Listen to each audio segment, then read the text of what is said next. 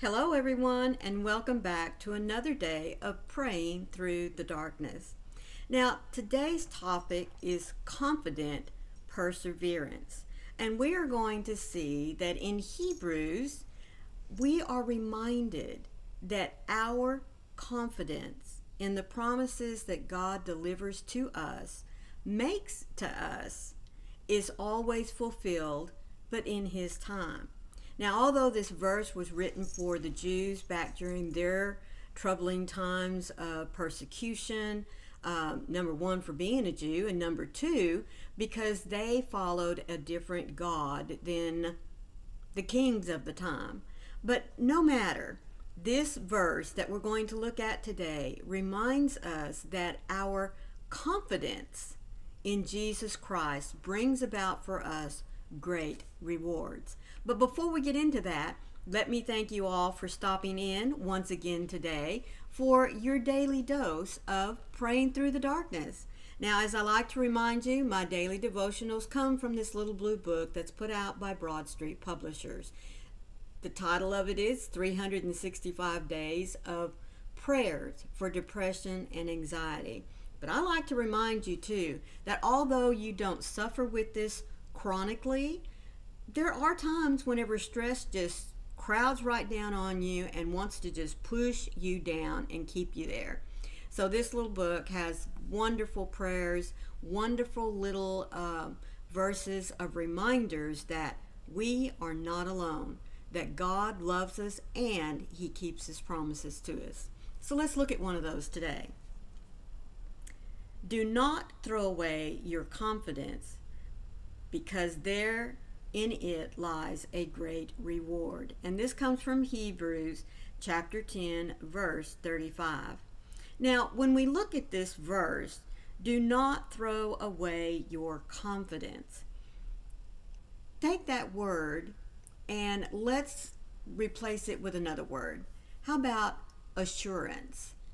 The assurance that when God makes a promise to us, He is going to fulfill it. Now, it's not always in our time, and we've come to know that as Christians. But like I said, if God makes a promise to us, He is going to keep it. So we are called to be confident, to be boldly assured. Don't let outside trials, troubles, people influence you otherwise, because we know, we've been shown time and time again through the Word of God where God has made a promise to His people and He has kept it. In fact, the most precious promise He made back in the Old Testament, that many of the Old Testament prophets kept repeating over and over and over again, that God was going to send a Savior to save the world. And He did. He sent His only Son, the only one who was pure enough to take on the sins of the world and to die for those sins for each and every one of us, those in the past, those in the present, and those in the future. He covers it all, and God kept that promise. And we are living proof of that today, those of us that have accepted Him as our Lord and Savior. So we need to be confident in knowing that God is in control, not Satan. We also need to be reminded, I guess you could say, because I think we really do forget about this part, because your confidence has for you a great reward. You know, when we're going through hardships, it really is hard to look at the positive, isn't it?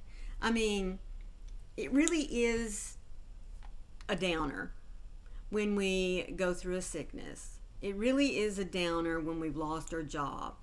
But as Christians, we always need to see this as an opportunity to shore up our confidence that God has a greater plan for us.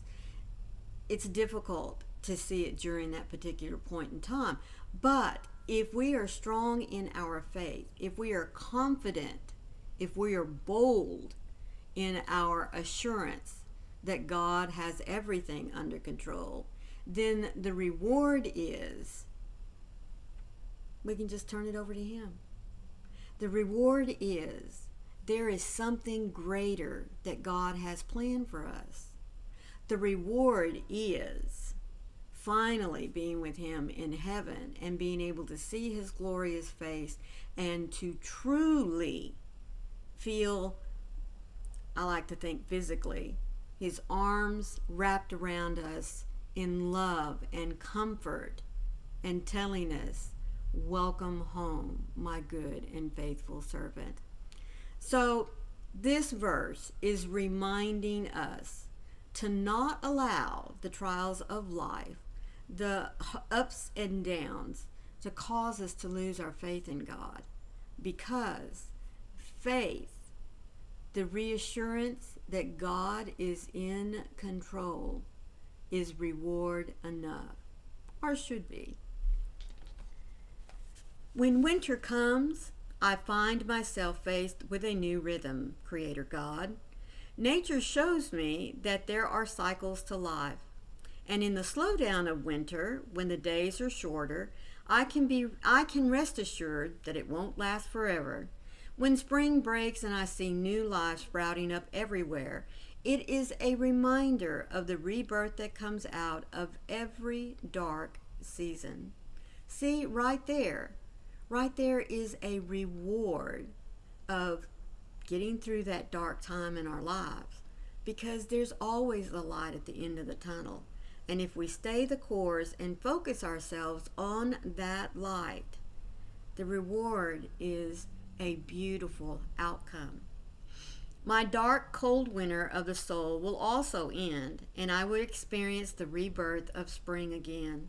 Whatever season I find myself in, I can be confident that it won't last forever. I will not despair if my winter has felt long. New life is coming. It's on the way, and I will see the goodness of my God in the land of the living. Steady one, I lean into your wisdom today. I trust that I will see the beauty of new life springing, even if all I see now is barrenness.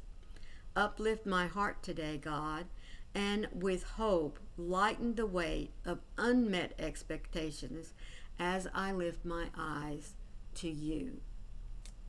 There's a friend that comes into many of my lives, and I just love it when she says, when you find yourself down, look up.